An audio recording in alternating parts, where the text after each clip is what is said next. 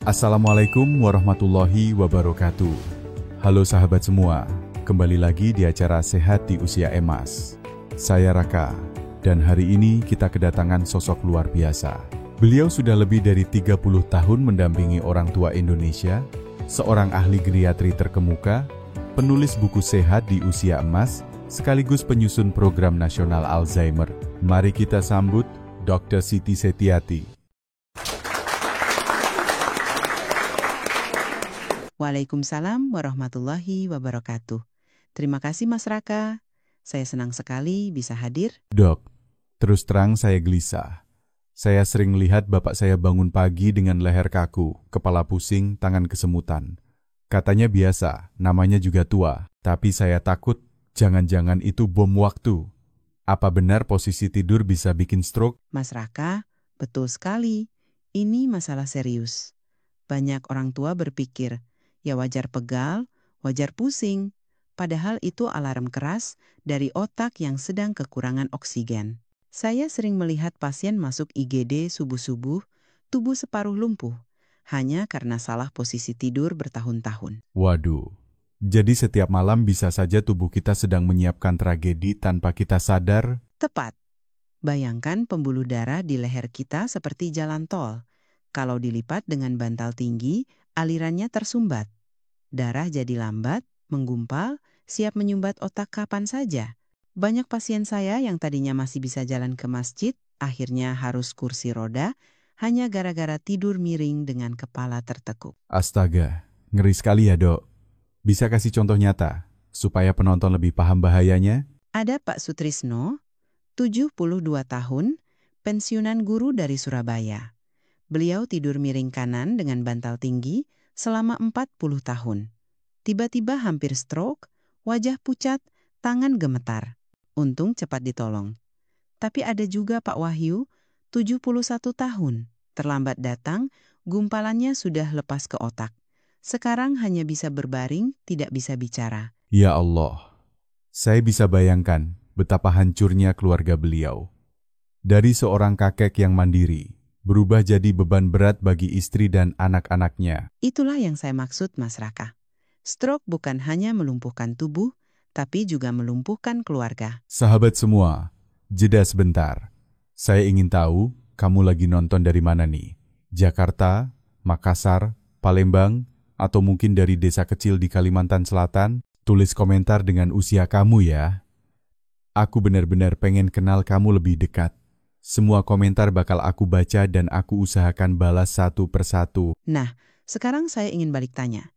Mas Raka, keluarga Mas suka tidur dengan bantal tinggi? Wah iya dok, ibu saya selalu bilang kalau tidak pakai bantal tebal, nanti masuk angin, jadi beliau pakai 2 bantal. Itu kesalahpahaman yang berbahaya. Banyak orang kira bantal tinggi itu sehat, padahal justru bikin leher tertekan. Ingat, tidak ada istilah masuk angin karena bantal rendah. Yang ada, stroke karena bantal tinggi. Waduh, jadi harus diubah segera ya dok? Betul. Posisi terbaik adalah telentang. Kepala sejajar tulang belakang. Bantal tidak lebih dari 10-15 cm. Letakkan bantal kecil di bawah lutut.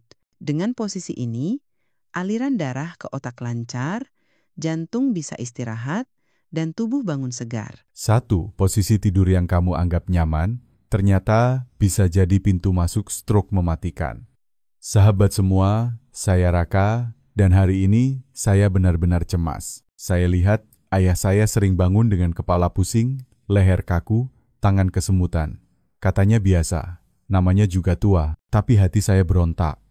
Jangan-jangan ini bom waktu yang siap meledak di rumah saya sendiri. Mas Raka, kekhawatiran itu tidak berlebihan. Justru banyak keluarga yang menyesal karena terlambat sadar.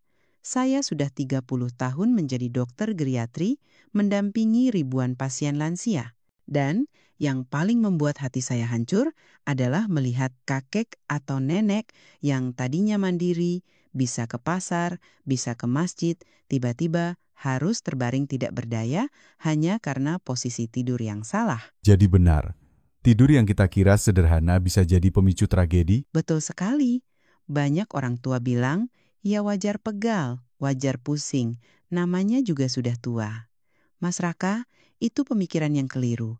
Pegal dan pusing berulang setiap pagi bukan sekadar tanda usia, tapi sinyal tubuh sedang kekurangan oksigen. Kalau diabaikan bisa berakhir stroke. Astaga. Jadi ketika ayah saya bangun dengan leher kaku, itu bukan cuma salah bantal? Tepat. Itu bisa jadi tanda pembuluh darah di leher tertekan semalaman. Bayangkan, setiap malam darah yang seharusnya mengalir deras ke otak, malah tersendat seperti selang yang ditekuk. Apa akibatnya? Darah mengalir lambat, mulai menggumpal, dan gumpalan itu siap lepas menuju otak. Sekali menyumbat, habis sudah. Stroke terjadi, hidup berubah seketika. Ya Allah, saya merinding mendengarnya, Dok. Bisa ceritakan kasus nyata biar penonton lebih paham bahayanya? Ada Pak Sutrisno, usia 72 tahun, pensiunan guru dari Surabaya. Beliau tidur miring dengan bantal tinggi selama puluhan tahun. Suatu pagi, wajahnya pucat, tangan gemetar, hampir lumpuh total. Untung keluarga cepat membawa ke rumah sakit, jadi hanya stroke ringan.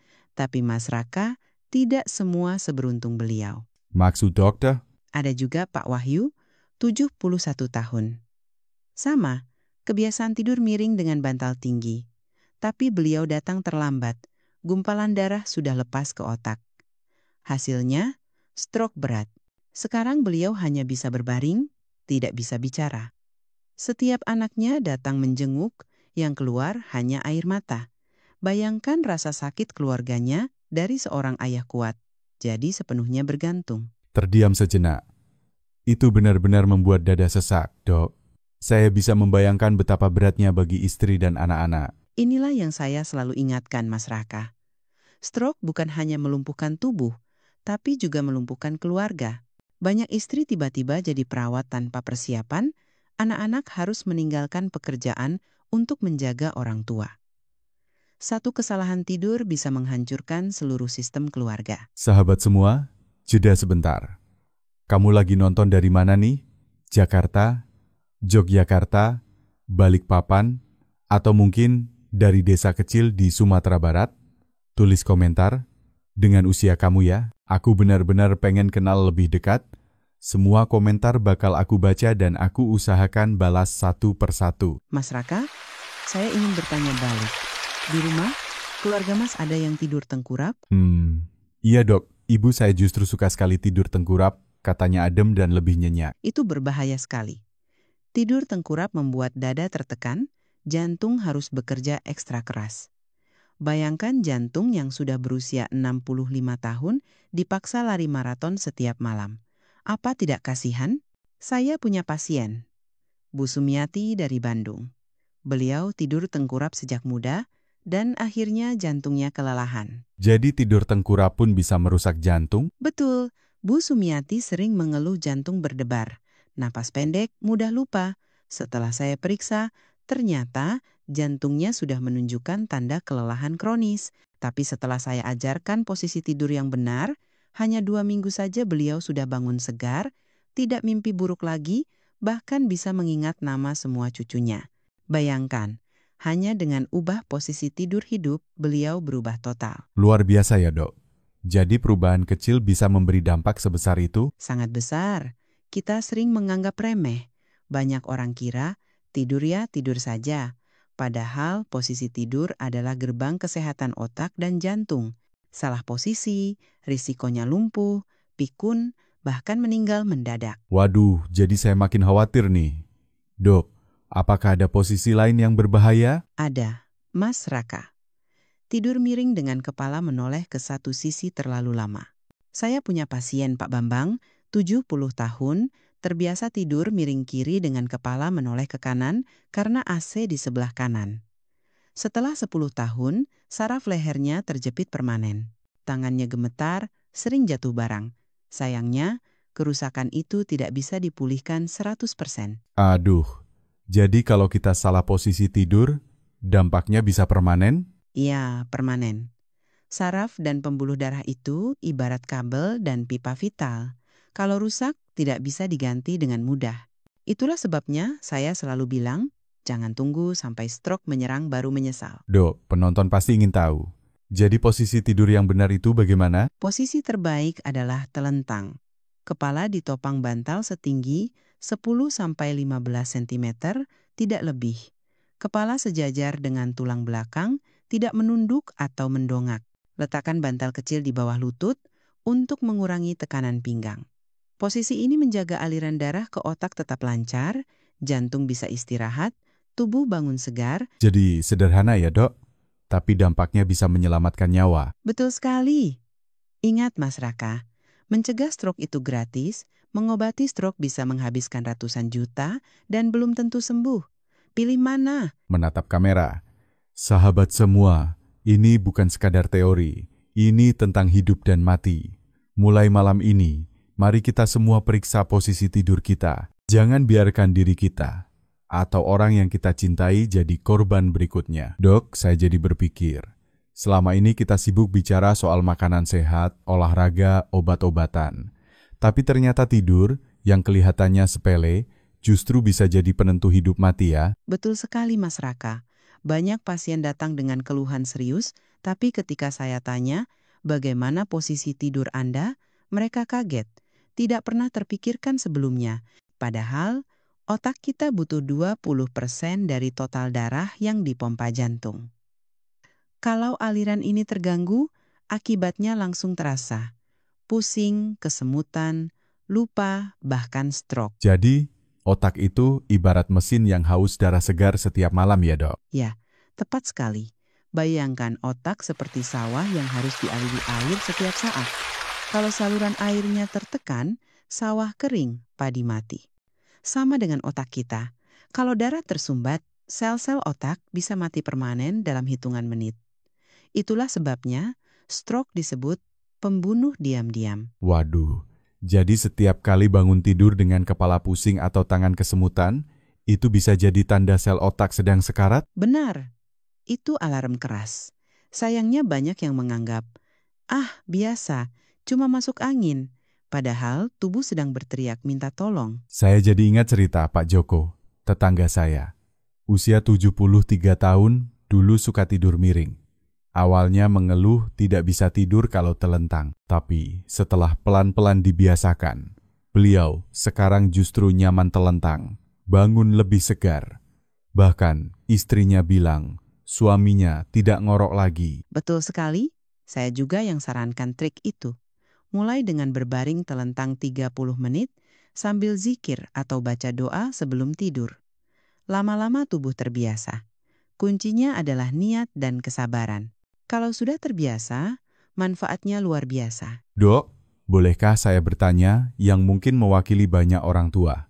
Kalau tidur tanpa bantal, apakah itu lebih sehat? Pertanyaan bagus Mas Raka.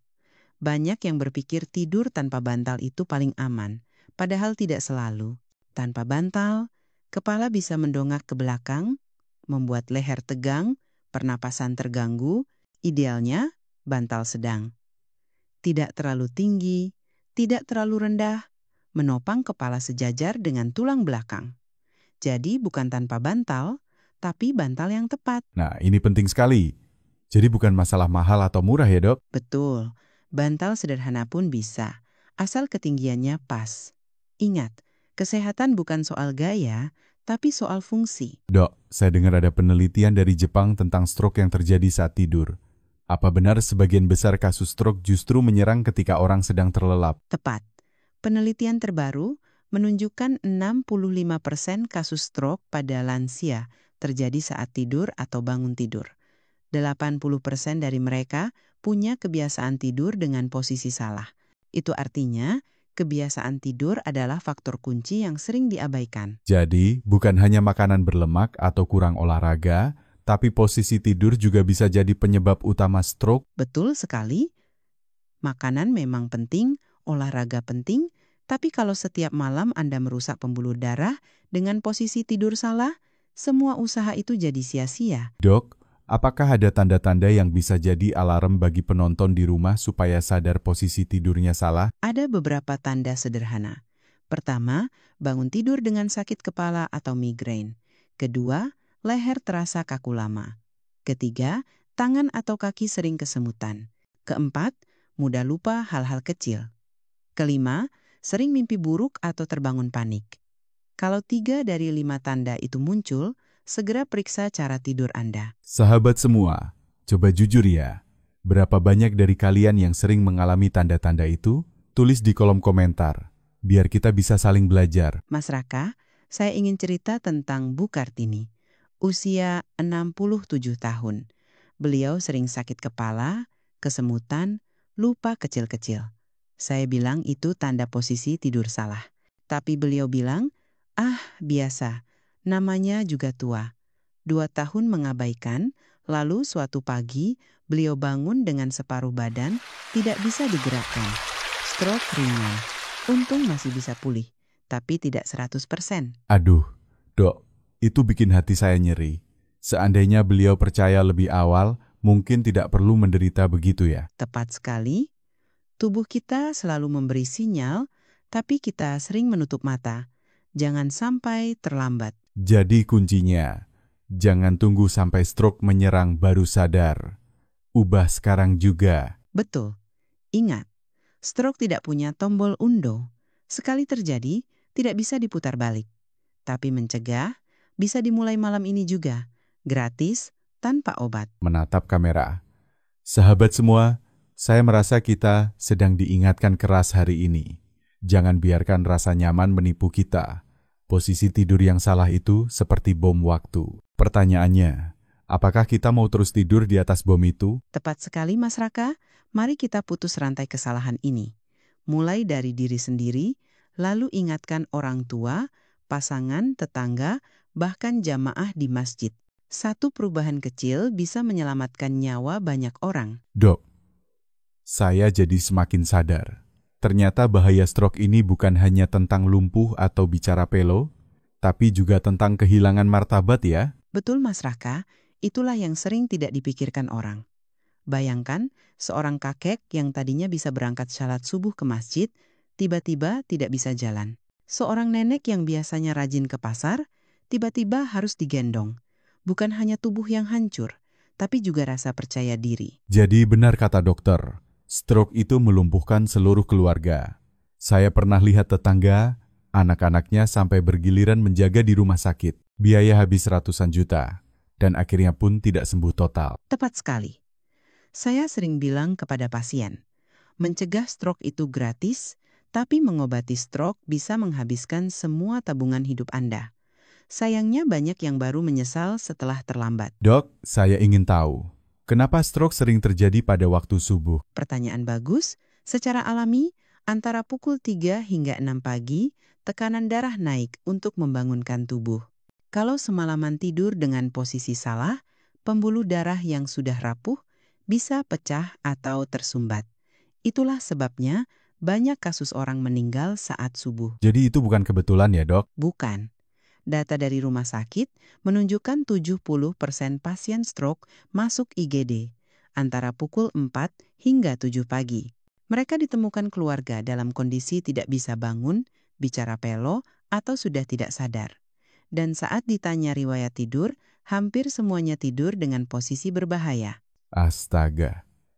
Jadi satu malam saja dengan posisi salah bisa mengubah hidup selamanya? Tepat, tidak perlu bertahun-tahun. Satu malam, di waktu yang salah, bisa jadi akhir segalanya. Sahabat semua, coba bayangkan. Satu malam tidur dengan posisi salah bisa menghancurkan hidup. Tapi satu malam tidur dengan posisi benar bisa menyelamatkan nyawa. Pilih yang mana? Itu pilihan yang harus kita ambil malam ini juga. Jangan ditunda. Dok, tadi kita bicara soal posisi tidur telentang dengan bantal sedang. Apa ada tips tambahan biar penonton bisa lebih mudah membiasakan diri? Ada beberapa langkah sederhana. Pertama, ganti bantal dengan yang tidak terlalu tinggi dan tidak terlalu empuk. Kedua, pasang guling di kanan-kiri supaya tubuh tidak berguling miring. Ketiga, minta pasangan atau keluarga mengingatkan kalau posisi kita salah. Keempat, pasang alarm lembut jam 2 malam hanya seminggu saja sampai terbiasa. Itu praktis sekali ya, Dok. Jadi tidak perlu alat mahal atau terapi rumit. Betul. Justru kuncinya adalah disiplin. Kalau sudah terbiasa, tubuh sendiri akan menolak posisi salah. Dok, bagaimana dengan orang yang suka tidur pakai AC? Nah, ini juga penting. Jangan arahkan AC langsung ke tubuh. Itu membuat kita refleks meringkuk, lalu tidur dalam posisi salah. Atur suhu di 24 sampai 25 derajat. Gunakan selimut tipis agar tubuh tetap rileks. Jadi nyaman tapi tetap aman ya, Dok? Tepat sekali. Ingat, tujuan tidur adalah memberi kesempatan tubuh dan otak untuk benar-benar istirahat. Jangan sampai justru jadi ladang penyakit. Dok, saya jadi penasaran. Apakah posisi tidur yang benar juga bisa memengaruhi risiko pikun? Tentu saja. Penelitian di Jepang menunjukkan, lansia yang tidur dengan posisi benar memiliki memori 40% lebih tajam dibanding yang tidur sembarangan. Bahkan, Profesor Yamamoto dari Tokyo University menemukan bahwa posisi tidur telentang membantu otak membersihkan protein beta amiloid, zat yang menyebabkan Alzheimer. Jadi bukan hanya mencegah stroke, tapi juga menjaga pikiran tetap jernih di usia tua? Betul. Bayangkan tetap bisa ingat nama semua cucu, tetap bisa membaca doa dengan lancar, tetap bisa mandiri tanpa merepotkan anak. Semua itu dimulai dari hal sederhana, posisi tidur yang benar. Wah, ini kabar yang sangat menggembirakan ya sahabat semua. Jadi tidur sehat itu ibarat investasi emas di usia lanjut. Betul sekali Mas Raka. Jangan tunggu tua renta baru sadar. Mulai malam ini, kita rawat otak dan jantung kita dengan cara tidur yang benar. Sahabat semua, saya ingin dengar dari kalian. Apakah ada di antara penonton yang sering bangun dengan sakit kepala, atau kesemutan, atau mudah lupa? Coba tulis di komentar, kita akan lihat berapa banyak yang ternyata tubuhnya sudah memberi alarm. Dan ingat, jangan remehkan alarm itu. Kalau Anda merasa, biasa, namanya juga tua, itu kesalahan fatal. Tua memang tidak bisa dilawan, tapi stroke bisa dicegah. Saya suka sekali kalimat itu, Dok. Tua tidak bisa dilawan, tapi stroke bisa dicegah. Tepat. Itulah pesan yang harus sampai ke semua keluarga di Indonesia. Dok, saya makin yakin bahwa tidur ini bukan sekadar soal kenyamanan, tapi soal hidup dan mati. Tapi masih banyak orang tua yang bilang, saya sudah terbiasa tidur miring, tidak bisa kalau telentang. Bagaimana dokter menghadapi pasien seperti itu? Itu memang tantangan Mas Raka. Kebiasaan puluhan tahun sulit diubah. Tapi saya selalu bilang kepada pasien, lebih baik Anda belajar pelan-pelan sekarang daripada belajar di kursi roda nanti. Waduh, itu menohok sekali ya, Dok. Saya sengaja bicara tegas, karena saya sayang pada pasien saya. Ada Pak Slamet dari Solo, usia 70 tahun. Awalnya keras kepala, tidak mau ubah posisi tidur. Tapi setelah tetangganya stroke mendadak, beliau sadar. Mulai latihan tidur telentang seminggu sekali, lalu tambah sering. Sekarang malah jadi duta tidur sehat di lingkungannya. Bahkan mengadakan lomba tidur benar sebulan penuh di RT mereka. Hahaha, itu seru sekali ya. Jadi kampung pun bisa gotong royong dalam kesehatan. Betul, itulah budaya Indonesia yang indah.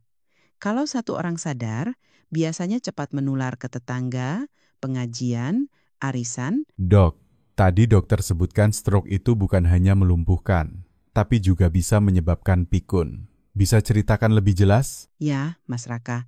Kalau otak sering kekurangan oksigen karena posisi tidur salah, sel-selnya perlahan mati. Awalnya mungkin hanya lupa kecil-kecil, lupa taruh kacamata, lupa nama tetangga, tapi lama-lama bisa berkembang jadi demensia. Dan itu lebih menyakitkan, karena pasien kehilangan jati diri. Saya merinding, Dok. Bayangkan seorang kakek yang tidak lagi mengenali cucunya sendiri. Ya, itu tragedi yang sering saya lihat. Padahal dengan posisi tidur benar, risiko demensia bisa turun hingga 30%.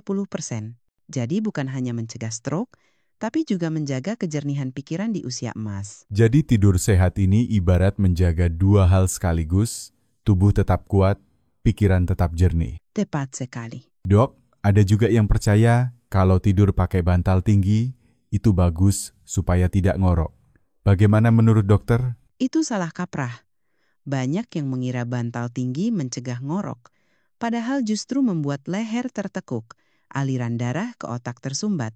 Solusi ngorok bukan bantal tinggi, tapi posisi tubuh yang benar dan berat badan yang ideal. Jadi bantal tinggi bukan solusi, tapi malah masalah baru ya, Dok. Betul. Ingat, bantal tinggi ikapol, risiko stroke. Nah, sahabat semua, ini penting dicatat. Jangan biarkan mitos merusak kesehatan kita. Mas Raka, saya juga ingin cerita tentang Bu Ratna, 68 tahun dari Yogyakarta. Beliau menderita migrain 5 tahun. Setelah saya sarankan tidur telentang dengan bantal sedang, dalam 3 bulan migrainnya hilang total. Bahkan suaminya bilang istrinya tidak ngorok lagi. Pesan beliau kepada saya, perubahan sederhana, tapi dampaknya luar biasa. Wah, ini bukti nyata bahwa tidur sehat benar-benar bisa mengubah hidup. Ya, itulah sebabnya saya selalu dorong pasien untuk membagikan informasi ini. Satu share di grup WhatsApp, keluarga bisa menyelamatkan nyawa seseorang. Jadi benar-benar bukan hal kecil ya, Dok? Sama sekali tidak. Ingat, satu malam dengan posisi salah bisa berakibat fatal. Tapi satu malam dengan posisi benar bisa menjadi penyelamat. Sahabat semua, coba bayangkan kalau seluruh Indonesia tidur dengan posisi benar. Berapa ribu nyawa bisa terselamatkan? Itu impian saya, Mas Raka. Saya tidak ingin lagi melihat kakek lumpuh di kursi roda, nenek menangis karena lupa nama cucu, atau keluarga hancur karena stroke. Semua itu bisa dicegah dengan langkah sederhana. Jadi malam ini kita punya pilihan.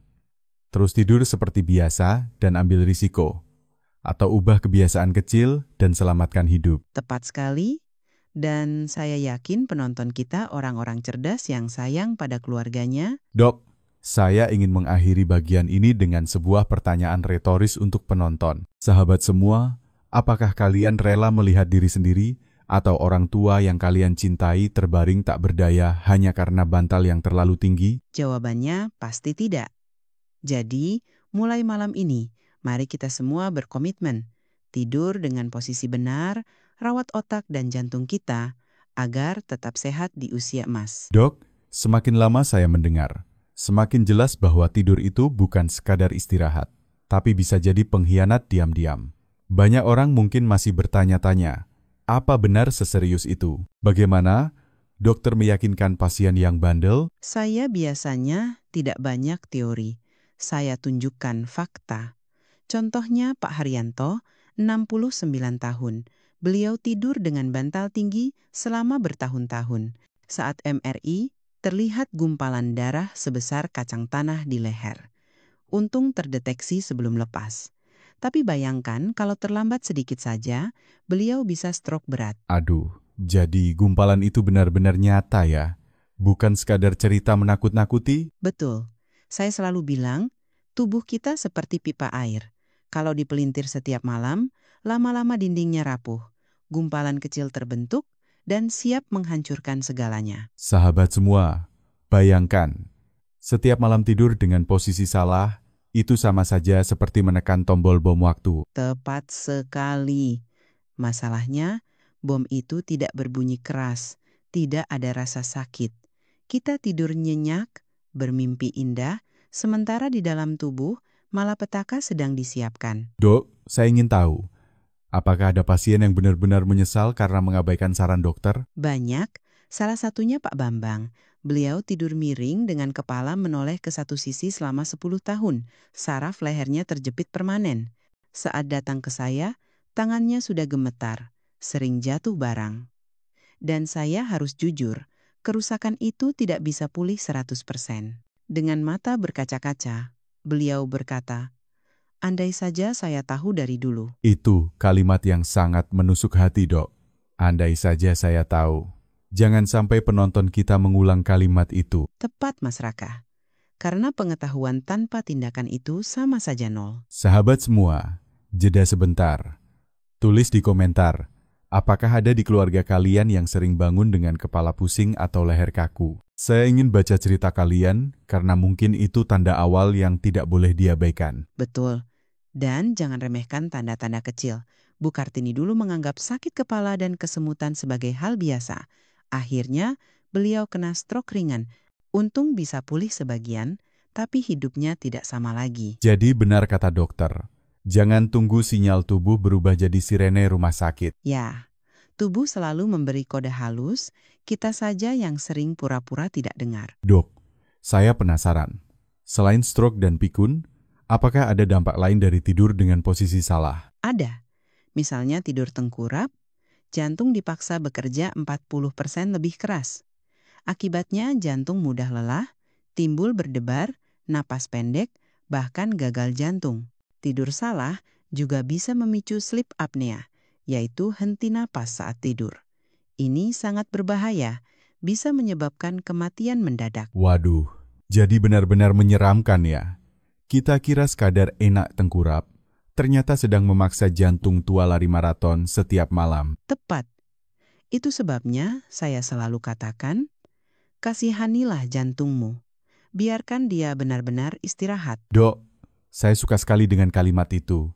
Kasihanilah jantungmu. Ya, karena banyak orang lupa bahwa jantung sudah melayani kita 60, 70, bahkan 80 tahun tanpa henti. Sekarang, giliran kita yang harus menjaganya. Jadi tidur sehat ini bukan sekadar gaya hidup, tapi wujud rasa syukur ya dok? Tepat sekali. Syukur itu bukan hanya ucapan, tapi tindakan. Salah satunya dengan merawat tubuh yang Allah titipkan ini. Sahabat semua, apakah kalian setuju bahwa merawat tubuh adalah bentuk ibadah juga? Kalau setuju, tulis setuju di komentar. Bagus itu Mas Raka. Karena kalau tubuh sehat, kita bisa tetap ibadah dengan lancar, bisa tetap produktif, tidak merepotkan keluarga. Dok, saya makin yakin bahwa setiap orang harus mulai malam ini juga mengubah posisi tidurnya. Tapi, apakah dokter punya tips motivasi supaya orang tua tidak cepat menyerah? Ya, saya selalu bilang, bayangkan cucu-cucumu. Dengan tidur sehat, kita bisa tetap kuat bermain dengan cucu, bisa tetap ingat nama mereka, bisa tetap mandiri. Itu motivasi yang sangat besar bagi orang tua. Wah, itu menyentuh sekali. Jadi tidur sehat adalah hadiah terbaik untuk cucu-cucu kita juga. Tepat. Hadiah berupa kesehatan, kemandirian, dan kebersamaan yang lebih panjang. Dok, dari tadi saya merasa seperti sedang dibangunkan dari tidur panjang. Ternyata ancaman itu ada di rumah kita sendiri, bahkan di tempat tidur kita sendiri. Betul, Mas Raka. Justru itu yang berbahaya. Kita pikir tidur adalah waktu paling aman. Padahal kalau salah posisi, tidur bisa jadi pintu masuk stroke, gagal jantung, bahkan demensia. Sahabat semua, coba bayangkan. Anda tertidur nyenyak, bermimpi indah, tapi sebenarnya tubuh sedang melawan kekurangan oksigen. Bangun-bangun tiba-tiba separuh tubuh lumpuh, bicara pelo, atau bahkan tidak bangun lagi. Mau tunggu sampai itu terjadi? Saya harap jawabannya tidak. Ingat, satu malam saja bisa mengubah segalanya. Dok, tadi kita sudah dengar banyak kisah menyedihkan. Tapi, apakah ada kisah bahagia? Pasien yang berhasil mengubah hidupnya berkat posisi tidur. Ada banyak. Salah satunya Pak Joko dari Jakarta. Awalnya beliau mengeluh tidak bisa tidur kalau tidak miring. Saya sarankan trik sederhana. Mulai dengan berbaring telentang 30 menit sambil zikir sebelum tidur. Dalam seminggu, tubuhnya mulai terbiasa. Sekarang beliau bisa tidur telentang semalaman. Hasilnya, tidak ngorok lagi, bangun segar, bahkan istrinya ikut merasakan manfaatnya. Jadi perubahan kecil bisa membawa kebahagiaan ke seluruh keluarga ya dok? Betul sekali. Bahkan mereka sekarang jadi duta tidur sehat di kompleknya, membagikan pengalaman ke tetangga. Wah, luar biasa. Ini bukti bahwa perubahan positif bisa menular. Ya, dan saya bermimpi satu hari nanti, seluruh Indonesia sadar pentingnya posisi tidur. Bayangkan berapa ribu nyawa bisa kita selamatkan dari stroke hanya dengan cara sederhana ini. Dok, tadi dokter bilang stroke itu tidak punya tombol undo. Itu membuat saya berpikir, mungkin pesan terakhir yang harus sampai ke penonton adalah, jangan tunda. Tepat sekali. Jangan tunda, jangan remehkan. Mulai malam ini, periksa posisi tidur Anda. Ganti bantal terlalu tinggi, pasang guling di kanan kiri, atur AC dengan benar, minta keluarga untuk saling mengingatkan. Jadi kita harus menjadikan tidur sehat ini sebagai budaya keluarga, bahkan budaya masyarakat ya dok? Betul. Jangan malu mengingatkan. Kalau lihat suami atau istri salah posisi, tegur dengan lembut. Kalau di pengajian atau arisan, bagikan ilmu ini, gotong royong kesehatan, Harus dimulai dari hal kecil seperti ini. Sahabat semua, mari kita jujur. Apakah kita mau menyesal nanti sambil berkata, andai saja saya tahu dari dulu? Atau kita mau tersenyum karena bisa tetap sehat, tetap ingat cucu, tetap mandiri di usia emas? Jawaban ada di tangan Anda. Pilihan ada di malam ini. Jadi pesan terakhir dokter untuk penonton? Pesan saya sederhana tapi tegas. Tidur dengan posisi benar bukan soal nyaman atau tidak nyaman, tapi soal hidup dan mati. Jangan biarkan satu malam merenggut semua yang Anda cintai. Sahabat semua, apakah kalian siap berkomitmen mulai malam ini? Kalau siap, tulis di komentar.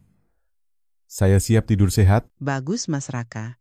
Dan ingat, jangan simpan ilmu ini sendiri. Bagikan ke keluarga, teman arisan, jamaah masjid, tetangga. Satu share dari Anda bisa menyelamatkan nyawa seseorang. Terima kasih banyak, Dr. Siti, atas ilmu dan peringatannya malam ini. Saya benar-benar merasa tercerahkan. Sama-sama, Mas Raka. Semoga ini menjadi amal jariyah, karena setiap nyawa yang selamat dari stroke adalah kebahagiaan bersama. Sahabat semua, kita sudah sampai di penghujung acara. Ingat, tubuh kita sudah bekerja keras melayani kita puluhan tahun. Sekarang giliran kita merawatnya dengan baik. Jangan tunggu sampai stroke baru menyesal. Mulai malam ini, ubah posisi tidurmu. Karena satu malam bisa menyelamatkan hidupmu. Wassalamualaikum warahmatullahi wabarakatuh. Tetap sehat, tetap bahagia, dan tidurlah dengan posisi yang benar. Sampai jumpa di episode berikutnya.